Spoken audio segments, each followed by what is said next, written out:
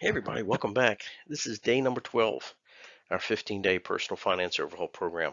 Got so much to cover today. I want to try to squeeze it in under half an hour. So let's just get started. Today we're going to talk about crushing your credit card debt. All right, so we're going to work on this. I wish I could solve it all for you in 1 month, but it's probably going to be a year or more depending on how deep you are in the hole, but we're going to definitely get you headed in the right direction, improving every single month. So let's talk about our strategy here. Our strategy is to eliminate bad debt and master good credit habits. So let's look at the numbers. Americans are on average about $6,000 in credit card debt. They're paying ridiculously high interest rates, like 23% on average. Again, average. I mean, some are paying less, but half are paying more, right? There's no way that you can be paying 23% interest to anybody or more and be making a positive change to your finances, right? You've got to get rid of these things. And then there's about 4 cards per person, and that's neither good or bad. I'll show you in a little while why I recommend having several cards. So some benefits to credit cards, if you use them properly, is they're safer, right? There's no need to carry cash. When you swipe your credit card, you're immediately going to get the full backing of the bank and get some nice buyer and consumer protection. Credit cards are an excellent source of emergency funding, true emergency funding, not I really need these shoes funding, but hey, we had a car accident, the water heater broke at 10 o'clock last night. I need a plumber to come out right now.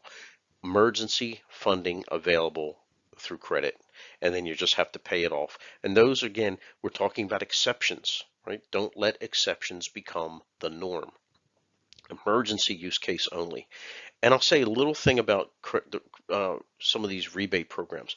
I like Discover Card. I use it. My wife has got a Southwest Airlines card. She gets lots of miles when she uses her cards.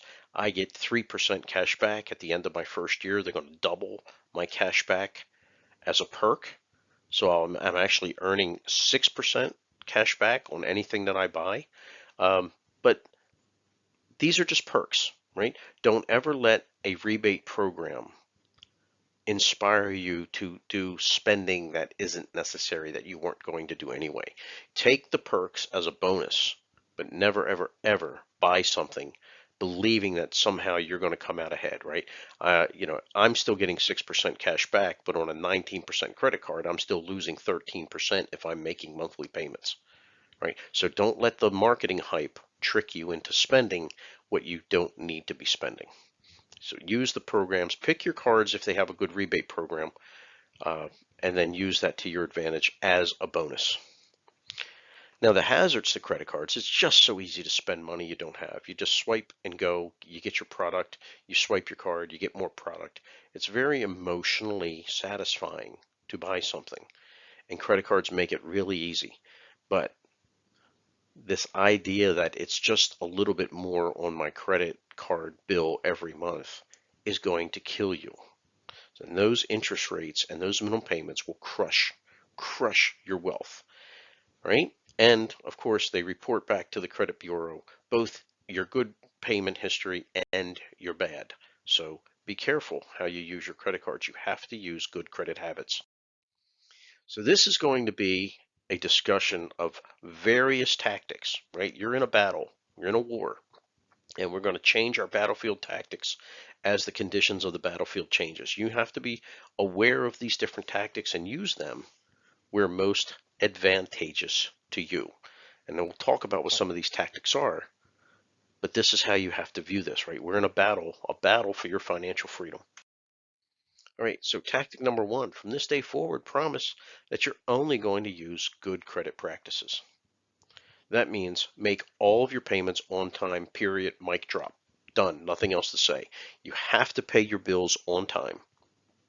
Even if it ends up being the minimum payment, you have to pay on time, or those late payments will show up on your credit report for years, and they will hurt you, I promise you. I also recommend starting to use a debit card. A debit card is nice because it only allows you to spend what you have sitting in your savings account or checking account. So you can't dig your debt hole any deeper, but there are places that don't accept debit cards. For example, don't try to use a debit card at a rental car counter. If you think you're going to fly to Orlando to see Mickey Mouse and you're going to rent a car, you're not going to do it with a debit card. You need a real credit card for that. Also, if you're like me and you use a Discover card, not every place accepts Discover. And you'll need an actual credit card that says Visa or MasterCard on the front, depending on the activities that you're trying to do or the places you're trying to shop. So I can see having 3 different credit cards in your wallet at all times. Other financial people, other financial planners may bristle at the idea that you'd have more than one credit card. But I like a debit, I like my Discover, and I need a Visa or a MasterCard for the other times when those 2 simply won't do. And I'm going to say something why I like Discover. Again, I'm not being paid by Discover, but I'll tell you from personal experience. I vacation in Mexico. There is no transfer, there's no money conversion fees when I use the Discover card. I get cash back on all my purchases. They have a great app. I can pull up my cell phone and see exactly what I owe at any moment in time and make my payment right from my phone. And they include my ever-changing credit score on my bill every month. And if you are a young person or a person who has no credit yet, the minute you turn 18, moms and dads, the minute your kids turn 18, you have them call up and ask for a Discover card. They'll get a credit card that's probably got about $500 worth of available credit. Teach them good credit practices. Let them start to establish a very positive credit score at an early age. Good uses of credit. Good credit practices. Okay? So let's keep going. Focus only on buying necessities from this point out. You're in a credit hole. You have to backfill the hole or dig a new path back up to the surface. You're down deep. That means no more luxury spending, only buy necessities. Okay? Don't go any deeper. And remember, those rebates and those points are just a bonus. They don't justify additional new spending. Right? And I hate this. I've had people say this to me. Oh, it's only a couple dollars a month and I can have this big screen TV. If you are a person who makes the minimum payments on a credit card, or has been, you're not going to do it after we're done talking here, I promise you. You will be charged in time 3 times the amount that you charged. So if you went out and said, hey, I'm going to buy this big screen TV for my video games or for Super Bowl, I think it's a good deal at $500. But you're going to pay minimum payments on your credit card. That $500 TV is literally going to cost you $1,500. Now take another look at that television. Is it worth $1,500? You were thinking about it at $500. I guarantee you it's a no at $1,500. And that's how your mindset has to be going forward. We're going to get away from these minimum payments because tripling how much you pay for goods and services is not how you get ahead financially. So let's start by observing the battlefield. And I'm just going to point out that these graphics I have up on the screen, I just picked at random off the internet just to visually denote 4 separate credit card accounts. So I'm not saying anything bad about any of these fine companies. It's just a cheap graphic for telling a story and teaching a lesson. Okay? So don't anybody sue me because some guy on the internet said Capital One charges too much money, right? But we're not there. All right. First of all, we did some of this the first or second day in. You write down all of your outstanding debts. Make sure when it comes to your credit cards that you're writing down your balances, your interest rates, your minimum payments, and I really want you to take a look, get a highlighter or circle. Every month they're going to list on there new interest charges. They will dig the hole for you deeper every month, even if you don't buy anything. These are the interest charges that are killing you. Okay? So if you take a look at this, you add up your minimum payments. This is your cash flow. This is how much you need to come up with just to keep treading water. You're not going to improve your situation. You're just making your payments on time. And in this example, it's almost $500 a month. And on that credit card that's on the right-hand side, which happens to be a real credit card, and that is a real interest rate. Could you imagine being in debt to a credit card for 25 and a third years? No wonder you can't get ahead, right? No wonder you can't get ahead. You've got to get out of these holes, right? So if you are paying off a credit card, your real minimum payment is whatever you spent this month, all your new charges, plus your new interest rate, your new interest charges, plus something more. And it's that something more that will start backfilling that debt hole that you're in and let you start climbing your way out. So the more that you put into these bills, the faster you can close the gap. But you're not going to close the gap with minimum payments. You've got to get that through your head. So let's talk about some plans for paying off your debts. First and foremost, flip the card over, dial the 800 number customer service phone number on the back, and simply ask for reduced interest rates. Tell them you're trying to repair your credit. You don't want to be a person that doesn't pay their bills, but you need some help. You need their help. What can you do for me? And they may offer you a reduced interest rate, and if so, take it. And then recalculate this exercise with your new monthly interest rate. You're not asking for new credit, and let them know that. I'm not asking for new credit. I just want you to lower the interest rate that I'm currently paying. And if you've been a good customer, if you've paid on time, if you've been a customer for several years, they may work with you, they may not. So we need to get past all of that. Okay? So this is the tactic. You call and you simply ask very nicely. You never scream, you never argue. Be very nice and just ask them for help and see what happens. The phone calls are free.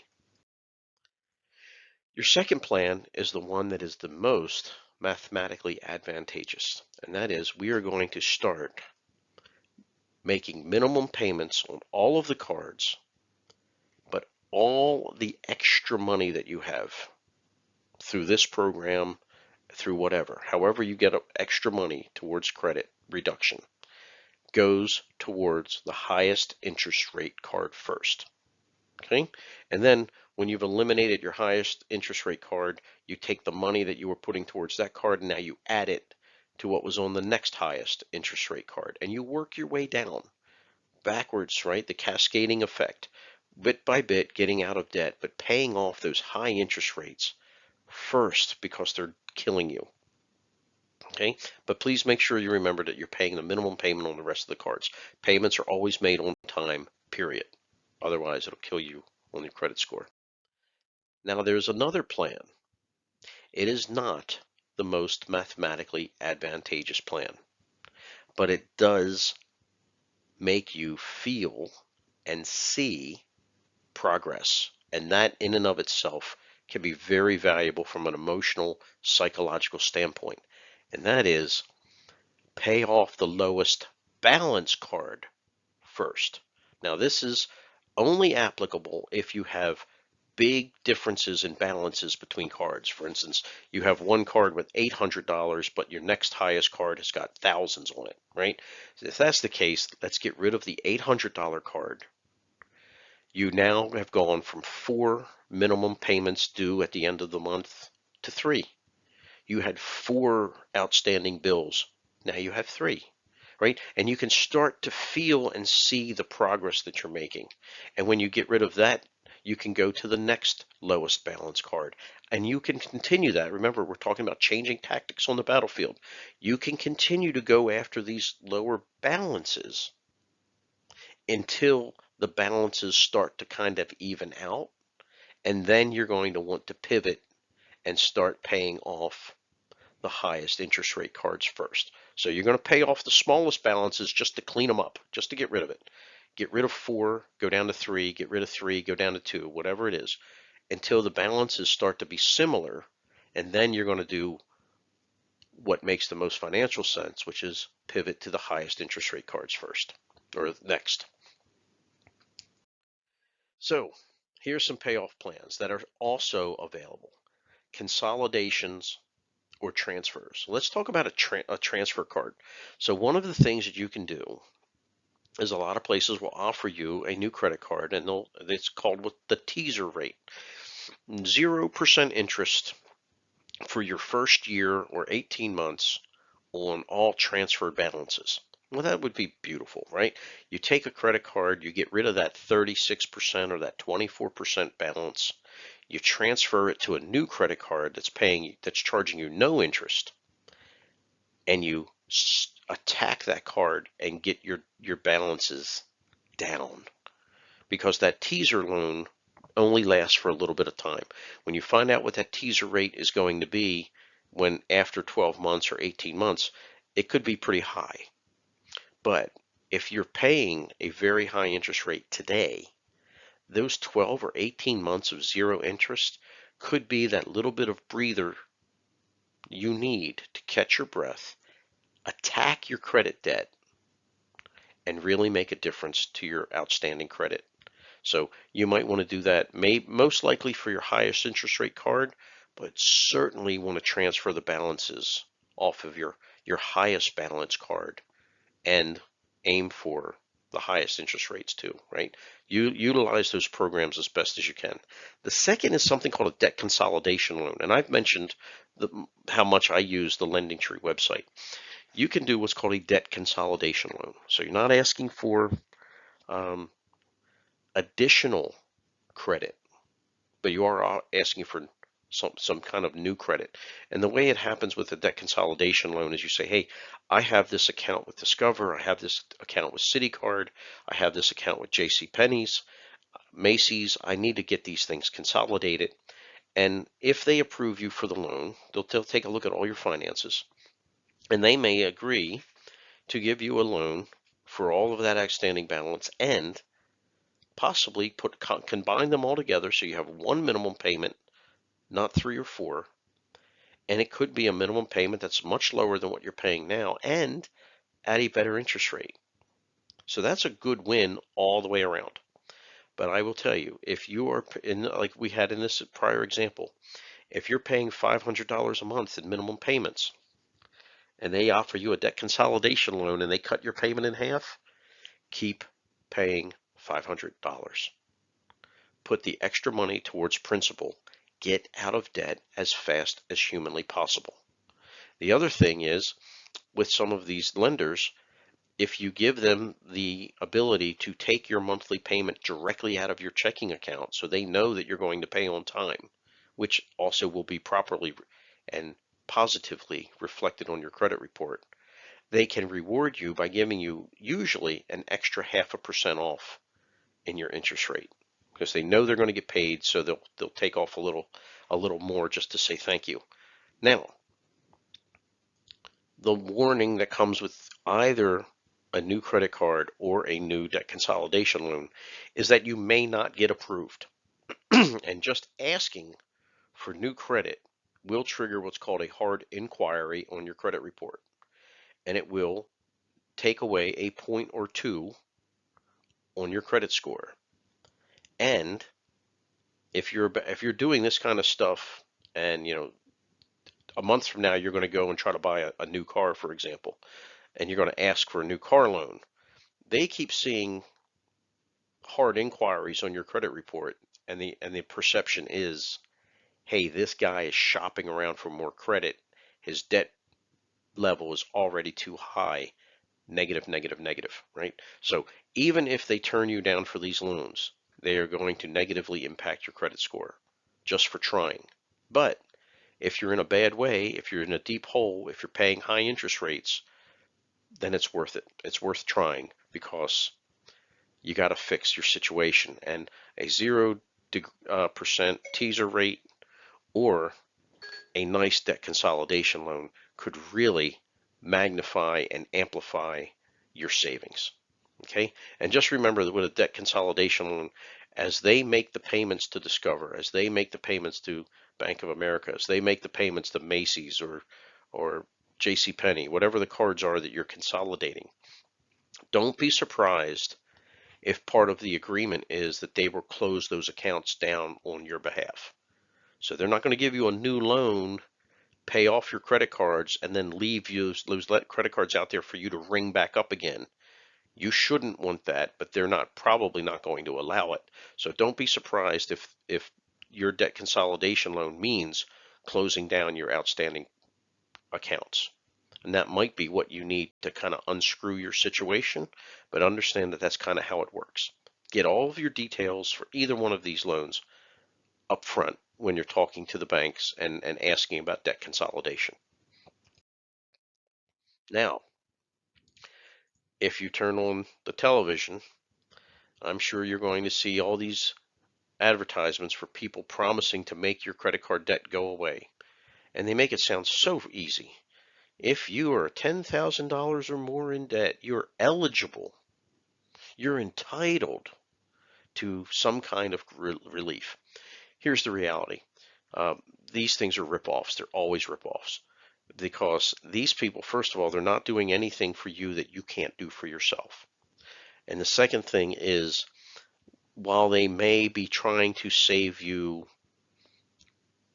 from the bank who's after you to pay the debt that you owe, they will quietly on the back end be tacking on all of their fees and possibly getting you into a big tax problem. Let me give you an example. If you owe $10,000 to the Bank of America for your credit card, and you call up one of these ABC credit repair companies, what they'll do is they'll call up and they'll say, hey, I have a customer. They're about to declare bankruptcy and you're not going to get anything. Will you settle his debt for $4,000, for example? And Bank of America will say, well, if it's a choice between getting nothing or $4,000, we'll take $4,000. Now, one or both of two things is about to happen. First of all, if Bank of America forgives your $6,000 in debt, you will be getting a tax form in the mail where that $6,000 will have to be reported on this year's taxes as income. You'll get a 1099 miscellaneous from Bank of America. They're not making that money disappear from the government. They're just giving it to you. Okay, so that $6,000 will be counted as income, which really means about a third of that will be increasing your taxes. Now, suddenly, the amount that they're forgiving now is not as attractive as it was when they first made it go away. The second part, and of course, those taxes are due now, whereas you now have a loan that you can pay every month. Your taxes are going to be due when your taxes are filed, unless you go into a tax payment plan. The second thing that's going to happen now is that these companies tack on their own fees. And you will be paying them fees because they're not a charity. They're not doing any of this for you for free. They're only doing what you could have done yourself if you had the discipline to not spend recklessly and pay down your debts. So now your 6,000 is really more along the lines of maybe 4,000 in savings, 3,000 in savings, and then you got all these fees. And by the way, that account that Bank of America settled is not shown as being paid off. It's showed as being settled. So it doesn't reflect well on your credit report. So these things, they sound like they're going to do great things for you. And maybe if you're really, really in a bad way, you might want to consider some other solution, including bankruptcy. But if you're really in a bad way, if you're really upside down, if there's no way that you're paying your bills, all of your debt, you have a mountain of debt, it's all borrowed money, you need to speak to a bankruptcy attorney and get proper legal advice. I am talking to people who just found themselves with just a little too much credit card debt and they need to find a way to get out. That's what I'm helping with. But if you're really bad off, you need to speak to a professional. And these credit repair companies are not helping you. They are paid to lend you money the same way that the credit card companies are paid to lend you money. You need to speak to a bankruptcy attorney or financial planner before using any of these fly-by-night programs. Okay? Now, the last thing I want to say about this is if you have bills that are overdue, and you know they're overdue because when they send it to you, it either comes in a pink or yellow envelope, or when you look through the little clear window of the yellow envelope to see who it's addressed to, the paper is pink or yellow or red, and that means you are behind and they're trying to track you down and collect the debt. And they have every right to collect that debt. You borrowed the money, you got to pay it back. Do not ignore these people. Do not avoid the phone calls. Do not pretend that you didn't get the mail. You need to confront this head on. Call the phone number on the paper. Say, hey, I got your mail. You're absolutely right. I'm in a bad way. I'm trying to work things out. How can you help me? You will get far more response if you proactively pick up the phone and say, I'm trying to be an adult about this, versus pretending that the phone's not, that you're not answering the phone, or pretending that you didn't get the mail, right? The more they have to track you down, the more you make their lives harder, the more they're just going to sit out and screw you. So, take this head on, be an adult, own it, and you'd be surprised at how willing some of these companies are to work with you if you're really off in a bad way. Okay, so last thing I want to say is, as you get these credit cards paid off and you take these cards out of your wallet, do not close the accounts unless you're forced to through a debt consolidation loan. Remember that part of your credit score is the amount of a debt that you have versus how much credit is available. By closing these accounts, you diminish how much credit is available, and your ratio of available debt to used debt looks very bad. Keep these cards for emergency purposes only, and a card that doesn't get used for about a year, don't be surprised if the bank comes back and says, hey, we're going to take that $10,000 credit limit and we're going to drop you to 5,000 or 4,000. If you're not using it, they're going to take that credit and give it to somebody else who's gladly digging themselves into a financial hole. So don't be surprised to see your credit available line of credit get cut. And also, if you don't use an account for a year, maybe two, depending on your bank, they may close the account completely due to inactivity. So what you might want to do is every now and then make a purchase on one of these credit cards just to keep it active, pay it off at the end of the month, and then put it back in your file. Keep that credit card there only for emergencies, okay? This is good credit practices, and as you pay the stuff off financially, let this stuff sit out there and be a good reflection on your credit report. All right, did a lot of talking, got this thing down to about 25 minutes so far, so let's try to end this in less than a half hour. Here's your to-do list. Review all your open lines of credit. Note their balances, the interest rates, the additional interest every month, and your minimum payments so that you understand your cash flow. Make sure all your payments are being made on time. Get a reduction policy mapped out. Okay? Make the phone call and ask for reduced rates, and then decide which credit cards you're going to pay off first. Highest interest rate makes the most sense, but lowest balance lets you see, feel, and touch progress. Go from 3 bills to 2, for example. Okay? Avoid any new debt. You got to get really strict on your spending. Eat some generic vegetables. You don't need to buy Del Monte or Green Giant, right? Store brand tastes just as good. Don't dig at your hole any deeper by buying things that you don't need or overpaying for things when you can get other things cheaper. And I don't care if it's your worksheet, I don't care if it's your notebook, I don't care if it's just looking at the bills every month. Monitor, or using the LendingTree website, monitor your progress. See the progress every month. See those balances coming down. And I promise you, it will energize you and make you want to do better next month and then next month. Because every month that you get your balances down, that interest rate, those new interest charges that show up on your bill also get smaller every month. So it is a cycle. I build like a snowball rolling down the hill. It gets bigger and bigger. Progress gets bigger the same way that bad habits, your problems, get bigger, right? So you want to get the snowball working for you, not against you. All right, lots of stuff covered today. Powerful, powerful, impactful things. Go execute now. There will be no change to your life without action on your part. Thanks a lot. I'll see you back tomorrow.